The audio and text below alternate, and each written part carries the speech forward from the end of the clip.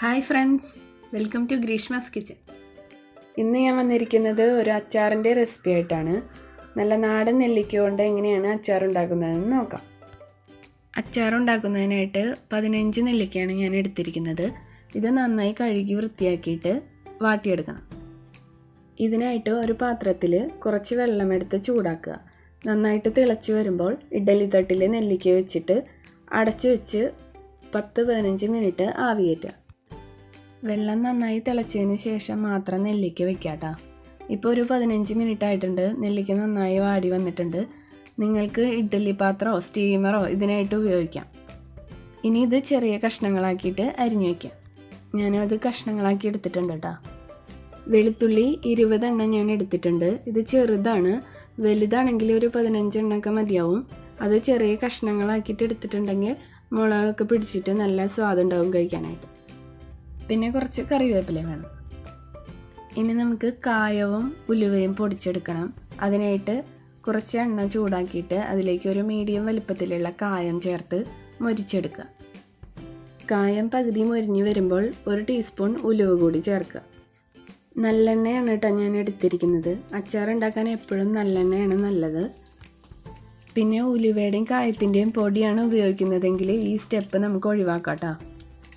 ഇപ്പോൾ ഇത് നന്നായിട്ട് മൊരിഞ്ഞ് വന്നിട്ടുണ്ട്. ഇത് എണ്ണയിൽ നിന്ന് മാറ്റി വെച്ചിട്ട് തണുക്കുമ്പോൾ നന്നായിട്ട് പൊടിച്ചെടുക്കുക. ഇനി നമുക്ക് അച്ചാറിടാം. അതിനായിട്ട് 5 ടേബിൾ സ്പൂൺ എണ്ണ ചൂടാക്കി അതിലേക്ക് 1 ടീസ്പൂൺ കടുകും 1 തണ്ട് കറിവേപ്പിലയും ചേർത്ത് പൊട്ടിക്കുക.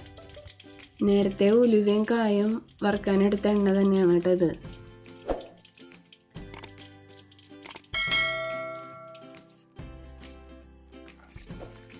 ഇപ്പോൾ കടുകൊക്കെ പൊട്ടി വന്നിട്ടുണ്ട്. ഇതിലേക്ക് വെളുത്തുള്ളി ചേർത്തിട്ട് ഒന്ന് വാട്ടിയെടുക്കാം.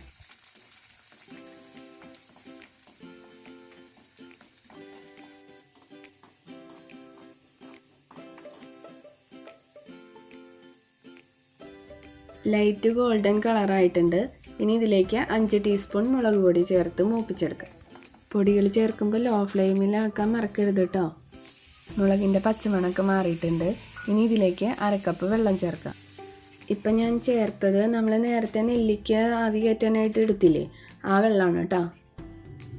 ഇനി ഇതിലേക്ക് ആവശ്യമായിട്ടുള്ള ഉപ്പ് ചേർക്കുക.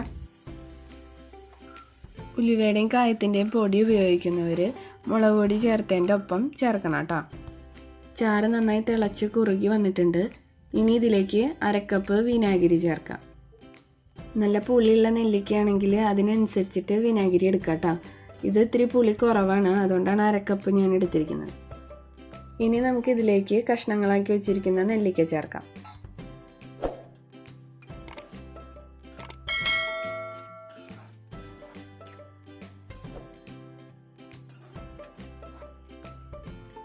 ഉലുവയും കായവും പൊടിച്ചത് ചേർക്കാം. ഇത് നന്നായിട്ട് മിക്സ് ചെയ്ത് കഴിഞ്ഞാൽ നമ്മുടെ അച്ചാർ റെഡിയായി. ഇനി നമുക്ക് സ്റ്റവ് ഓഫ് ചെയ്യാം. ഇത് നന്നായിട്ട് തണുക്കാനായിട്ട് വെക്കുക. തണുത്തതിന് ശേഷം മാത്രം കുപ്പിയിലേക്ക് മാറ്റാവൂ, അല്ലെങ്കിൽ പെട്ടെന്ന് കേടായി പോവുക അച്ചാർ. ഇപ്പം നമ്മുടെ നെല്ലിക്ക അച്ചാർ തണുത്ത് നല്ല ചാറൊക്കെ കുറുകി കറക്റ്റ് പരുവായിട്ടുണ്ട്. ഇതിൽ ചാറ് കുറവാണെന്ന് തോന്നുന്നവർ കുറച്ച് വെള്ളം എടുത്തിട്ട് ചൂടാക്കി തണുത്തതിന് ശേഷം ഇതിലേക്ക് ഒഴിച്ചു കൊടുത്താൽ മതി. ഇനി ഇതിൽ നമുക്ക് എരിവോ പുളി എന്തെങ്കിലും കുറവ് തോന്നുന്നുണ്ടെങ്കിൽ മുളക് പൊടിയും വിനാഗിരിയൊക്കെ ചൂടാക്കിയിട്ട് തണുത്തതിന് ശേഷം മാത്രം ചേർത്ത് കൊടുക്കുക. ഇപ്പോൾ നമ്മുടെ ടേസ്റ്റി ആയിട്ടുള്ള നെല്ലിക്ക അച്ചാർ റെഡി ആയിട്ടുണ്ട്. എല്ലാവരും ട്രൈ ചെയ്ത് നോക്കണം. അഭിപ്രായം കമൻറ്റ് ചെയ്യണം. പിന്നെ എൻ്റെ വീഡിയോ ഇഷ്ടമായിട്ടുണ്ടെങ്കിൽ ലൈക്ക് ചെയ്യാനും സബ്സ്ക്രൈബ് ചെയ്യാനും മറക്കരുത്. അപ്പോൾ അടുത്ത എപ്പിസോഡിൽ കാണുന്നവരേക്കും ബൈ.